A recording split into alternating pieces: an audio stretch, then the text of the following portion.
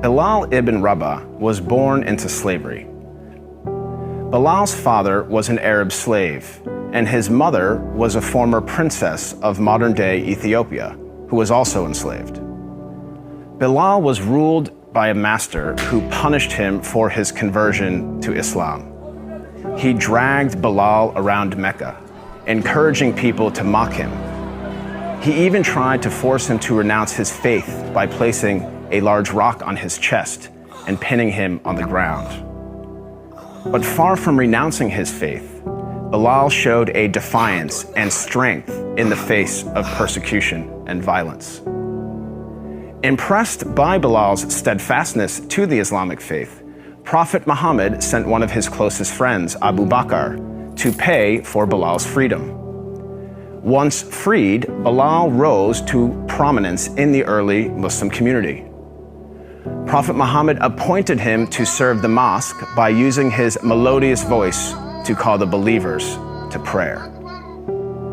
Bilal was a black man, and for some, his blackness made him unfit for such an honor.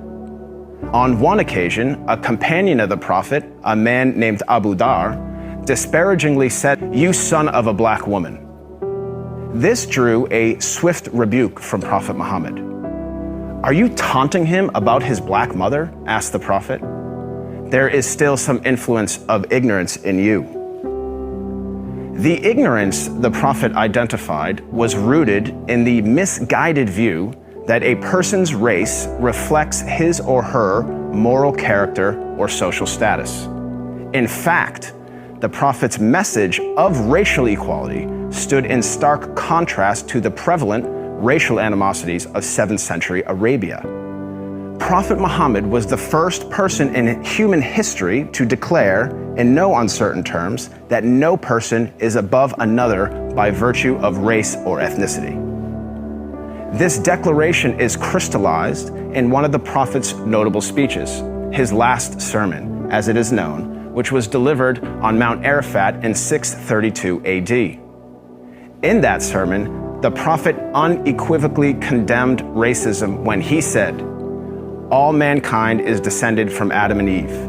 An Arab has no superiority over a non-Arab, and a non-Arab has no superiority over an Arab. A white person has no superiority over a black person, nor a black person has any superiority over a white person, except by piety and good action."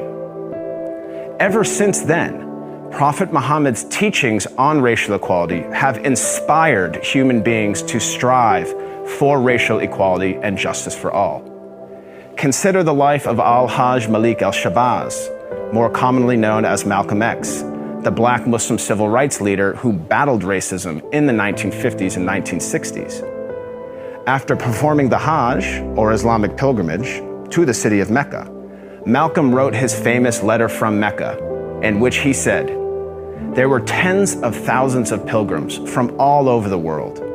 They were of all colors, from blue-eyed blondes to black-skinned Africans. But we were all participating in the same ritual, displaying a spirit of unity and brotherhood that my experiences in America had led me to believe never could exist between the white and the non-white." He added that he had never before seen sincere and true brotherhood practiced by all colors together, irrespective of their color. The Hajj for Malcolm represented a shift away from racism and towards racial equality.